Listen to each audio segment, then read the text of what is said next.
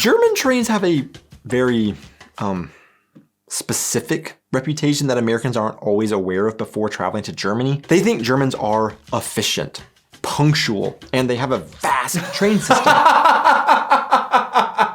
Nine. So they think they'll just use that the whole time that they travel in Europe. Then they end up stranded in their college t-shirts and leggings in imaginary places like Bielefeld. But DB's unreliableness is not the only thing that Americans don't know about trains in Germany. That stems a lot from the fact that Americans don't really know how trains work. Even though most of the chatter online is that the US doesn't have trains, the reality is that the US does actually have trains. In fact, in the northeastern part of the US, the train is a legitimate means of transportation, and from what I've heard, I've never been there, fairly nice trains. Even in Oklahoma, where I'm from, we have a commuter train that connects our state capital with the Texas state capital, Dallas, Texas. Wait, no, Dallas is like Sydney, Australia, a city everybody thinks is the capital, but it's actually just a big city. Well, that's Dallas. For most Oklahoma and Texans though, this train is more of a fun ride rather than a legitimate means of transportation. But again, I've heard it's nice because I've never actually done it. But most Americans don't take a train anywhere, and our only experience traveling somewhere is by car or plane. So when Americans come to Germany, look at the train schedule, see their train departs at